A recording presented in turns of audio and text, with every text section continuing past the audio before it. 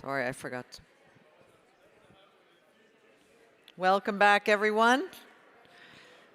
I hope you're caffeinated, ready to engage in our next session. It's an important session. We have ministers from around the world who will give insight into how they are working with education. Cannot wait to bolster their education systems in their countries. And I'm happy to introduce Stephen Omollo, who will moderate this session. Stephen is the CEO of Plan International. Stephen, thank you.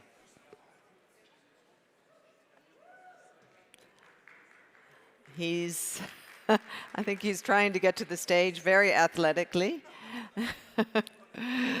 Here we go. Stephen, nice to meet you. Thank you. Thank you. Thank you.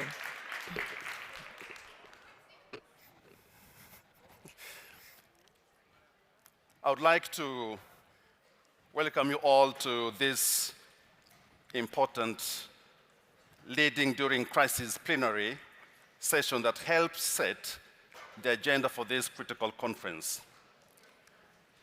Excellencies, distinguished guests, friends, and colleagues, we are pleased today to have three eminent government ministers with us at this session from the Republic of Moldova, Ethiopia, and Iraq, and I will be introducing them momentarily. Equally important, I'm delighted to share this platform with my co-moderator and youth advocate, Sarah Amo, who you will hear from in a moment as well. So at this point, please put your hands together to welcome the distinguished panel, please. Would you like to join me on the stage? Thank you.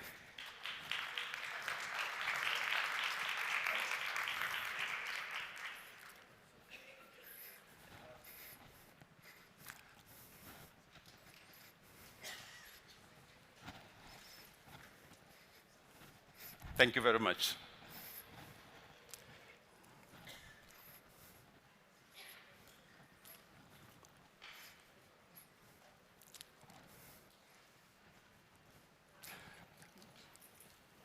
As if we needed reminding, we are currently witnessing in Turkey and Syria how the most vulnerable are the first to suffer as disasters impact on every aspect of their lives. Inaction is simply unacceptable. As we establish life-saving support, we must put in place the critical infrastructure and support local actors to ensure children, and especially girls, continue their education. Of course, the same applies to slow onset emergencies, such as the global hunger crisis, which is taking a terrible toll on the most vulnerable in some of the poorest countries in the world. In fact, the number and extent of protracted crises we are seeing across the world demands that all of us must have a systematic and locally led approaches to education in emergencies. I would like to take a moment and just acknowledge with utmost appreciation that we are all here today, as reminded by Yasmin in a very powerful message this morning, in solidarity, in fact, creating a movement of change and transformation. But I would like to say that Plan International is part of that movement. And I want to touch very briefly what Plan International is doing on education in emergencies, which is one of our top humanitarian priorities. So we work with governments and local partners to establish educational infrastructure as quickly as possible. We consult young people themselves on their needs and engage communities to ensure that girls get equal access to education with boys. This is critical in preventing various harmful practices. For example, the chances of a girl marrying as a child reduced by 6% of each year they remain in school. But we know that. We also prioritize psychosocial support to help girls and other young people to deal with trauma so that they can learn and thrive. And then we believe that education in emergencies can and should be gender transformative, and that we have an imperative to not only build back better, but to build back equal. So now, I'm absolutely delighted to be joined, of course, by Sarah. Sorry, I'm passing in front of you to check my place here. Sarah is a Nigerian based in the UK and a member of Planned Youth for Education in Emergencies global panel, which is supported by Education Cannot Wait. So without further ado, I pass the baton to Sarah to share some of her reflections and welcoming remarks. Sarah, please. Thank you, Stephen, and welcome to everyone joining online today and in person. It's a huge honor for me to be co-moderating this session, speaking directly with government ministers on the issue of leading during crisis. Following the outbreak of the global pandemic, the COVID-19 crisis in 2020, the education system was mostly affected, and children, young people across the world, were out of school. And for some, particularly girls, people living in the most vulnerable communities, and the least represented groups, were also affected and had no hopes of ever returning back to a learning classroom. The Youth for Education in Emergencies panel has been created to ensure that issues like this are well highlighted, and to also ensure that the voices of children, young people, are well represented in the decision-making processes that affect their country.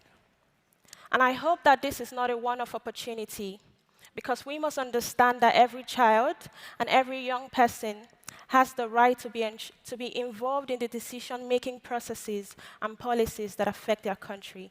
Thank you. Thank you. Thank you, Sarah. So let's begin by hearing some insights from the government. First, I would like to invite Mrs. Adriana Cazacu, Secretary of State, Ministry of Education and Research of the Republic of Moldova. Minister Cazacu, could you tell us how has Education Cannot Wait funding helped to minimize interruptions to learning in Moldova? And also, what role do young people play in keeping education high on the agenda in a crisis? Adriana. Moldova. Yes. Shall I answer? In 2022, Education Cannot Wait offered the Republic of Moldova financial support of $1.5 million. This financial support was a first emergency response. We used it, and the money for this program is aligned to implement the sectorial national strategy Education 2030 for the Republic of Moldova.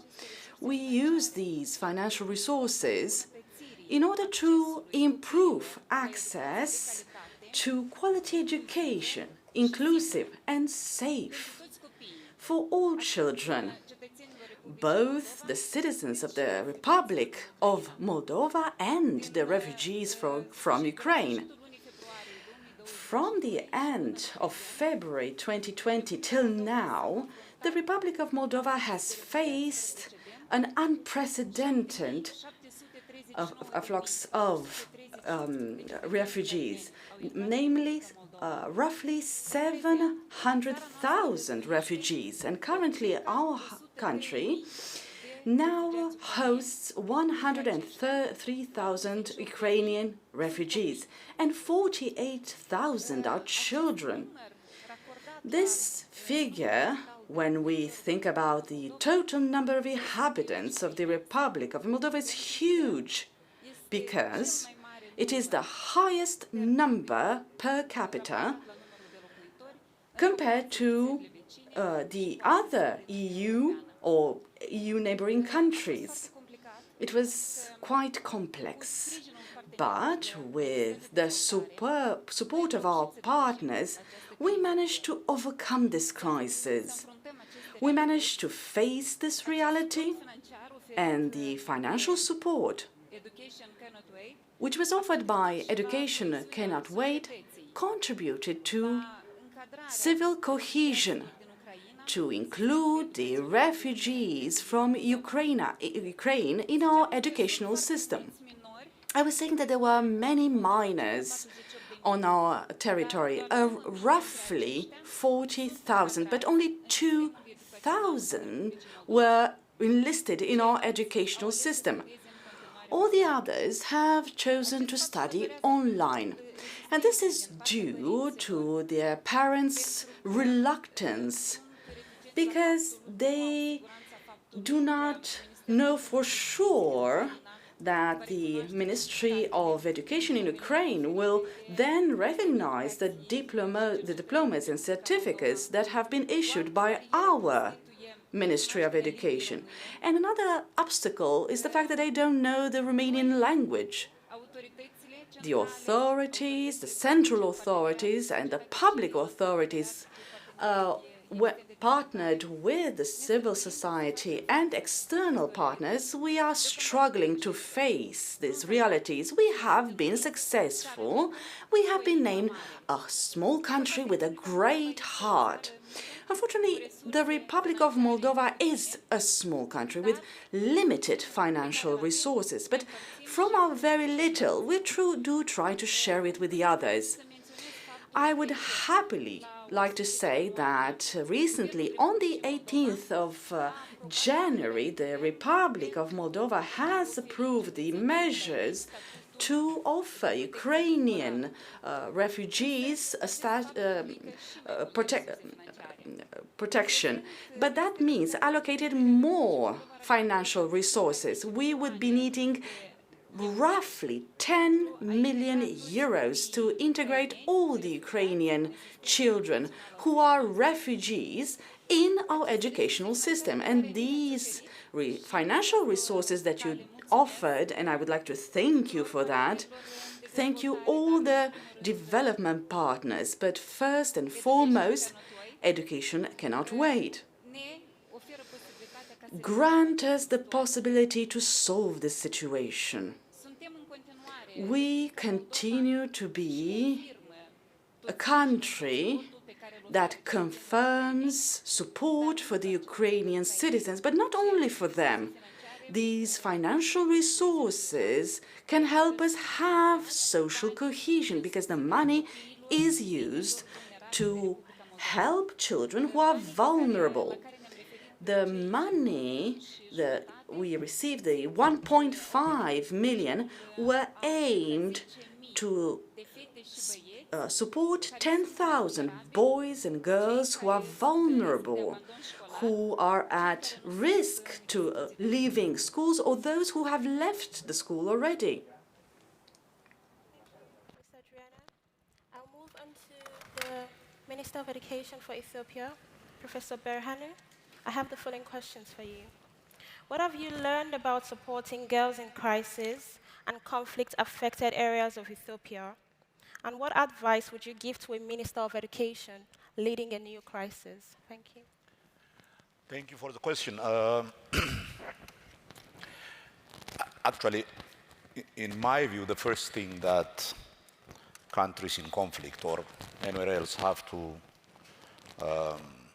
do is to take responsibility for the education of their children in their own, rather than look outside and see that there is some benefit that would come from the international community. As such, the international community can play an important role in supporting the initiatives that are taken by governments. In that sense, one of the most important responsibilities for our governments is to make sure that you have allocated enough resources within the means that's available in the country.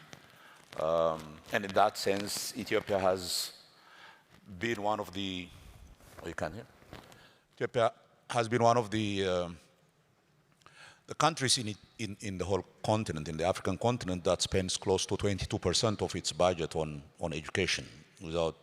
from its own internal resources.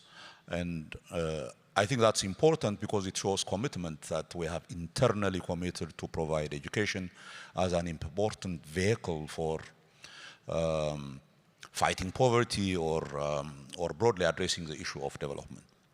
The second important lesson, I think, in our view, is that when we invest in education, we also, and in fact primarily, invest not only in expanding access to education, which obviously is important, but also that we invest in the quality of education. I mean, at the end of the day, the importance of education is not in providing certificates to children after they count a number of years in school. It is the degree to which we have given them the ability to reason, the ability to survive and compete in this increasingly competitive world. And in that sense, the most important thing that we can provide to our children is not only our own children, but refugees, internally displaced people, is to provide them with higher level, higher quality of education, which is one of the things that, at least since I came to the Ministry of Education, that we have found that you can actually invest a lot in increasing access, but if you don't increase the commensurate elements that increase or improve the quality of education, then it really will not have a significant effect. The third is governments have to be committed that no child should be left behind, irrespective of whether it is caused by gender differences or because of conflict. You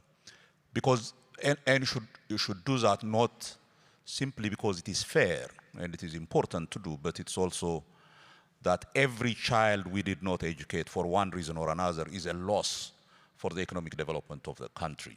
It is a loss for humanity, actually, not just for the development of our own countries, but also in this increasingly complex world, an uneducated child is someone that cannot be able to survive in this really highly competitive world that we are living in.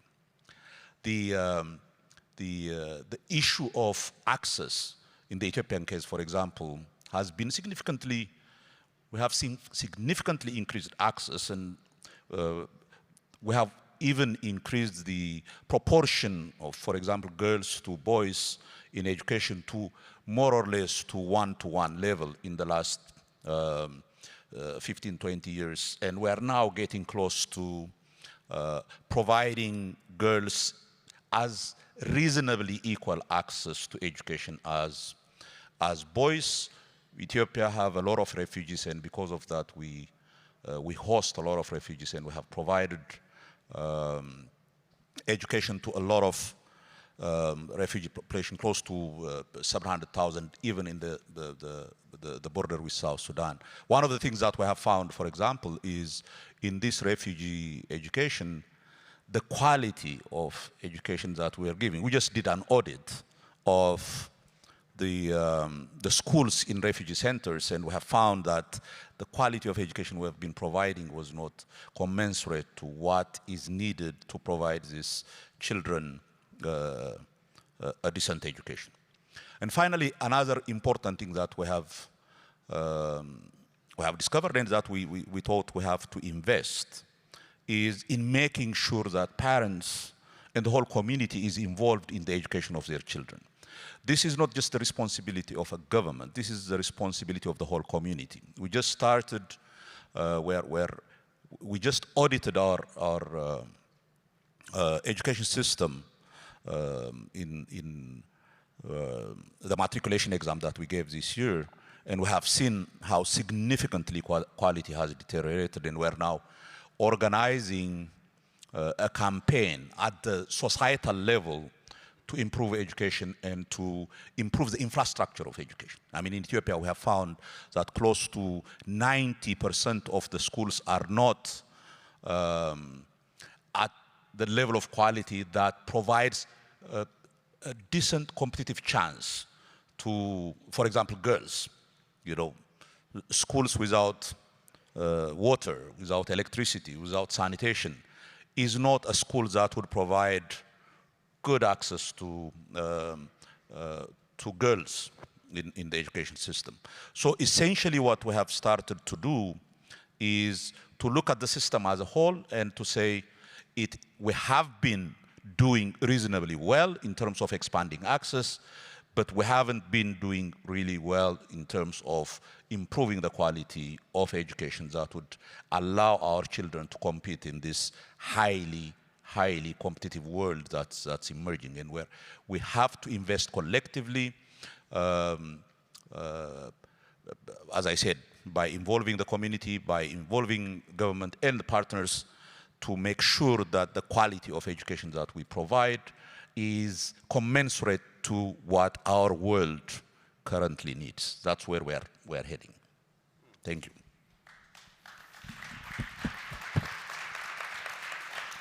Thank you.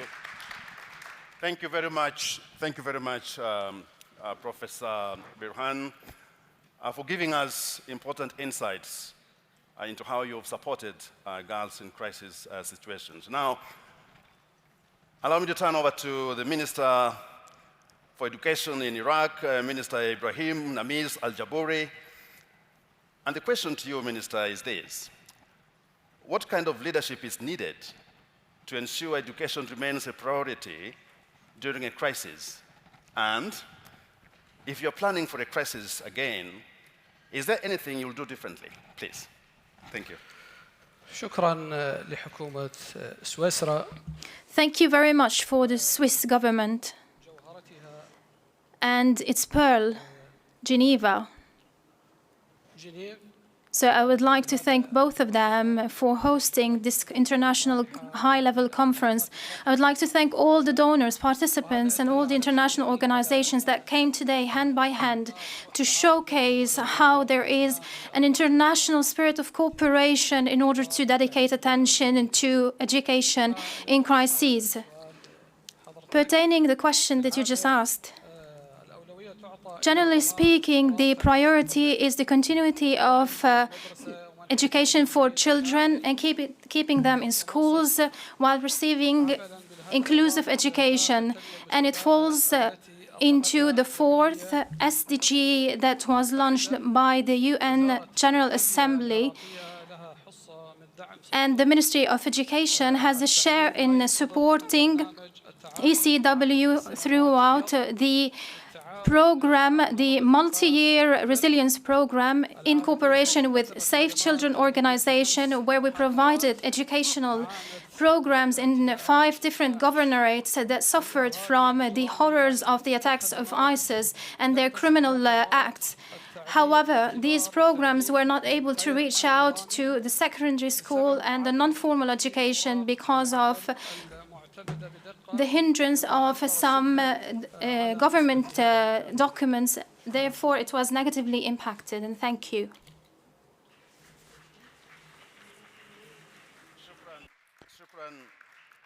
Shukran, Minister, for that important summary of what is really needed to make vital work happen. Well, that was really an exciting run-through of the critical issues we are dealing with at this conference. I would like to offer my sincere gratitude to our ministers for the powerful statements they have made. We started with Minister Adriana Cazacu from the Republic of Moldova, who made an excellent intervention focusing on the role of young people have to play in keeping education high on the agenda in Moldova. I was then very pleased with the minister, Professor Berhanu, from Ethiopia, who then commented on how best to support girls in crisis and shared advice to other ministers of education on how to lead in crisis. We then finished with the minister, Ibrahim, Namis, Al-Jubouri from Iraq, with key intervention about what kind of leadership is required to ensure education remains a top priority during crisis. Now, these are some of just the reflections, and I'm sure that all of us in this room and those outside of this room will take this message and make an urgent call, as we were reminded this morning by Yasmin, to join the movement of change and transformation. And that only begins with investment in education. But then, let's perhaps, Sarah, if you can just share with us some of your reflections from the youth perspective and help us wrap the session, please. Thank you, Sarah. Thank you, Stephen. I would like to thank the ministers for all their contribution today and for collectively ensuring that education in emergencies is prioritized in their different countries. Education remains an important aspect of the life of children and young people. And it is not just about education, but the quality of education that young people and children continue to receive during the time of crisis. We think about the kind of learning providers that are provided for these children during a time of crisis, the level of psychosocial support that these children and young people also receive. And I would like to reiterate and also highlight that young people have the right to continue to be involved in every decision-making process and policies that affect their country. And for this reason, I'm calling on world leaders to ensure that they are actively involved and ensure that they also fund every youth-led partnership in their country, and also support the youth and young people and children as they continue to lend their voices to the issues that mostly affect them. Thank you.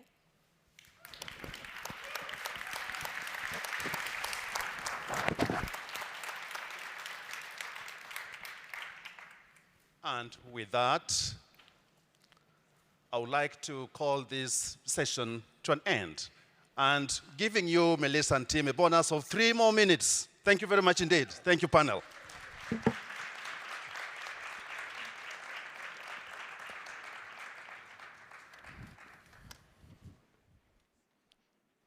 Thank you very much to all speakers.